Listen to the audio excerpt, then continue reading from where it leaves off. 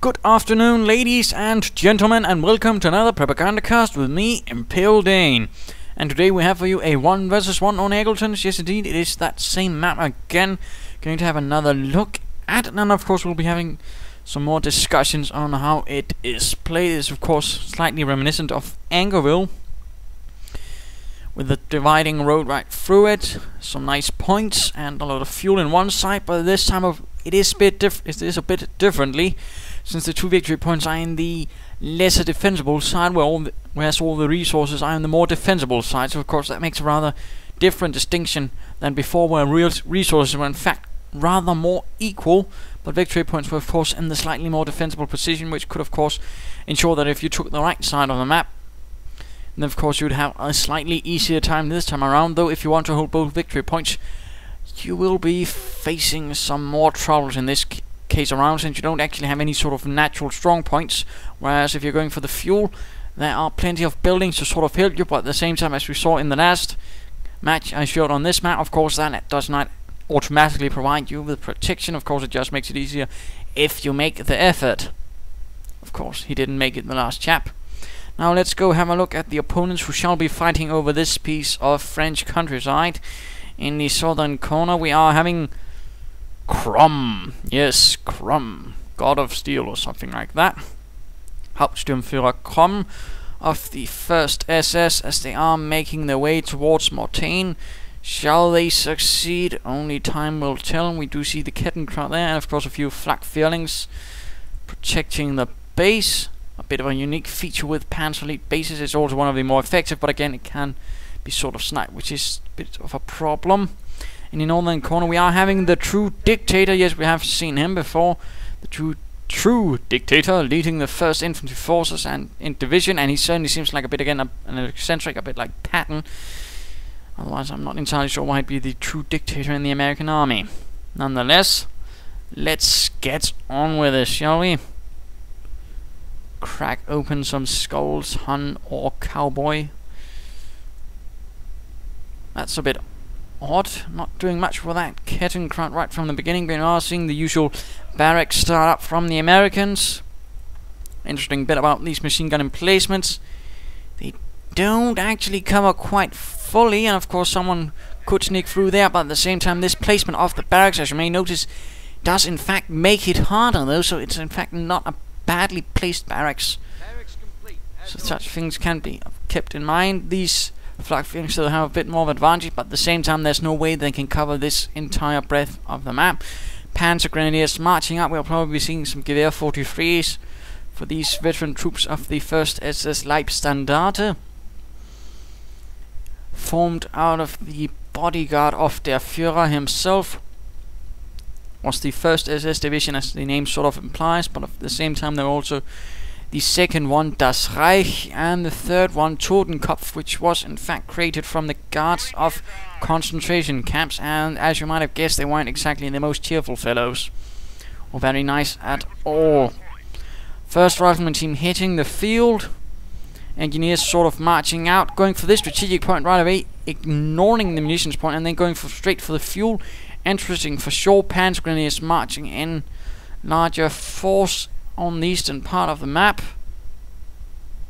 Looks like these two chaps have been a bit delayed, lagging behind their squad team leader.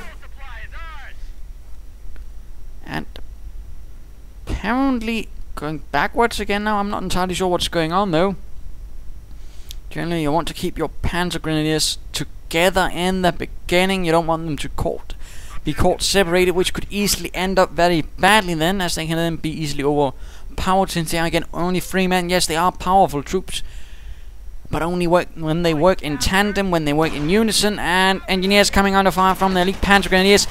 Engineers getting too close though on the Panzer Grenadiers. And again, keep such things in mind. You don't want your Panzer Grenadiers to get in close to engineers, because engineers can in fact do quite a bit of damage. Riflemen though, choosing rather nice flanking path, because unlike Angerville there are no large amounts of bocage bisecting the map on the road, and of course this allows for much greater flanking opportunities, and this is of course what's happening here.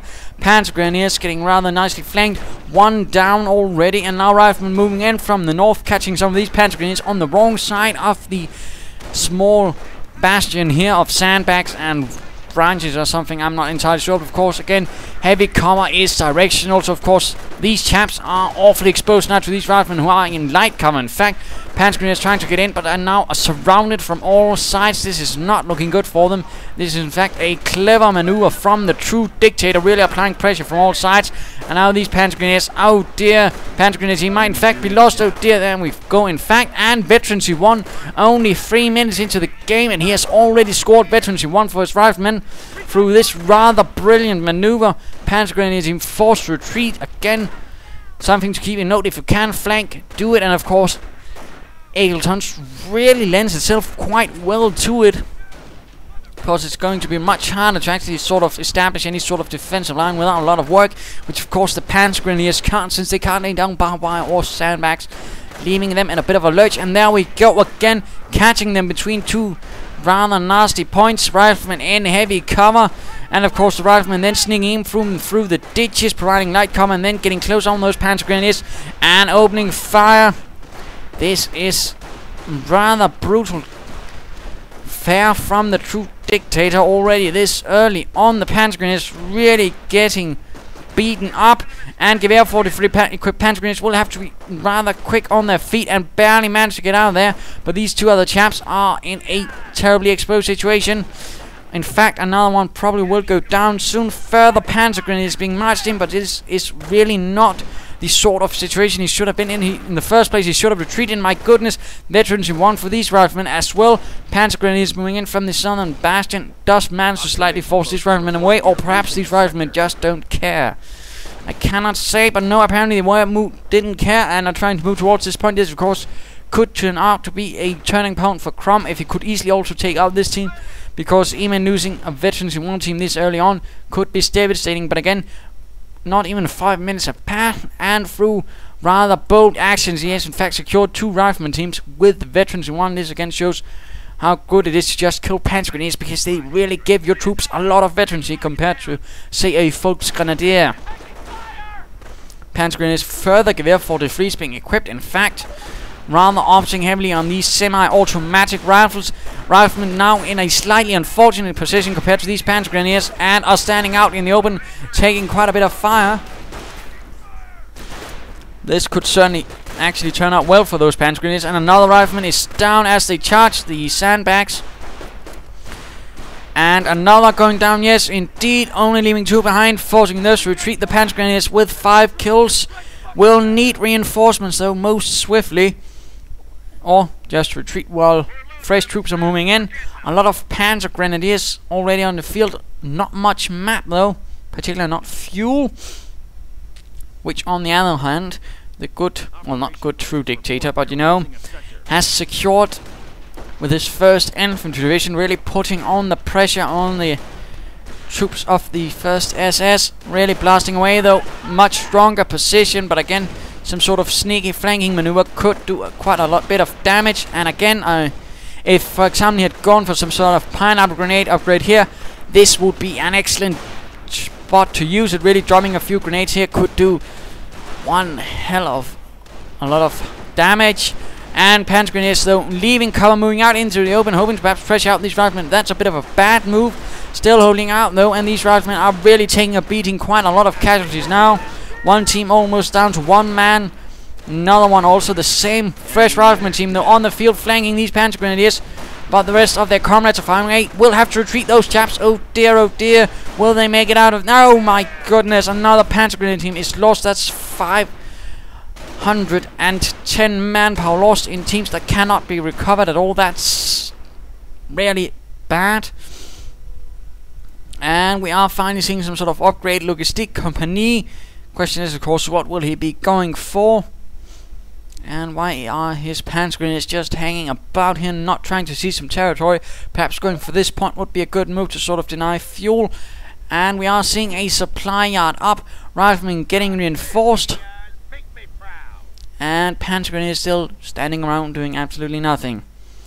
Cr0m on the move, not taking this territory though to link up already what is there. I can't help but feel that's a wrong move. American forces certainly seem to be holding the majority of the fuel, in particular the medium yield point. Panzer Grenadiers moving out into the open, trying to take up some positions here. Riflemen, though, holding the better ones, and these Panzer Grenadiers are awfully wounded and will probably have to get out of there very swiftly, because they won't be able to hold out for long, in particular as this is rather close to the 1st Infantry Division base, and which further, of course, riflemen can just be easily sent in. And these Panzer Grenadiers are now dangerously low on health, will have to retreat most quickly now before they are lost like those 2 other teams. Oh dear, riflemen now moving in. 1st team is retreating, 2nd team will also have to, perhaps getting some sort of suppression fire now on these riflemen while the others retreat. Oh my goodness, why isn't he retreating? Oh dear, and now down to 2 men. Get out of there. There we go, but that's certainly not good tactics. Again, if you're sort of overwhelmed with your Panzer Grenadiers, the general good advice is get out of there. Your troops are not meant to fight out in long, prolonged engagements. They're troops that are meant for sort of assaulting, attacking, and then sort of getting out of there, or smashing your opponent and then moving onwards. They're not there for long engagements. That's not their forte. And we are seeing a Panzer Support Command going on. I do believe we are halfway through, so not the longest match. And I have been out for a bit of a trip and got back today, so I hope you can forgive me. Let's go have a look at Cr0m. No doctrine yet, going straight for the upgrade though, so we'll probably perhaps seeing some Panzer IVs or a Hotchkiss tank. But then again, something tells me the way he's just been relying on Panzer Grenadiers, he's probably going straight for the Panzer IV, hoping to really lob some high explosive 75mm shells. Of course, the situation is currently a bit unfortunate for the 1st SS. They have taken quite a beating in the face of the American forces, who still have 4 rifleman teams, several with veterancy 1 by now. That's not really the situation you want to be in, and my goodness, going straight for a tank depot, and Mr. Cr0m has absolutely nothing that can actually contain this. And this is certainly something you should be expecting if your opponent uses lots of riflemen but does not get any BARs for them. Then either expect a motor pool, or if your opponent is feeling particularly insane or bold, perhaps both, you might even expect a tank depot. And clearly Cr0m is expecting neither. He's apparently expecting sort of his opponent just sort of continue the same path, and now we are seeing defensive operations as well. How can Cr0m turn this around? Well, it's certainly going to be rather difficult. He's going to have to sort of strike over here, perhaps go for some of all this fuel secured for himself, strike at the American, kill a few riflemen, then get out of there. He sort of needs to get to sort of raiding, hit and run tactics. He shouldn't try to do as before, just mass up and Panzer Grenadiers and then sort of hope to slug it out. So far that's done really terribly for him, and he needs to sort of adapt and choose something that really speaks to the strength of the Panzer Elite, that is mobility and of course high damage. So far not so much of that, and let us continue the fight. Americans are capturing a sector. And of course Americans are capturing sectors, turning them towards the will of Uncle Sam, while engineers are sneaking about in the rear territories. We are seeing 3 command points. Of course, question is what he will be doing with that. Of course, he'll probably end up going tank destroyer company due to the fact that this tank depot and the fact that he has absolutely nothing to actually counter with this, and he is in fact focusing on the western side, so he's doing something right. Not bad so far, at least sort of trying to salvage this situation. Mind you, he really shouldn't have arrived in this situation in the first place. We are seeing some riflemen moving in from the south. My goodness, it's the veterancy 1 chaps. That's certainly not going to be a happy situation for these Panzer Grenadiers, and they will have to get out of there. Oh dear, is he going to actually try and keep capturing the territory? Oh dear. There we go, finally getting out of there, but he might as well retreating.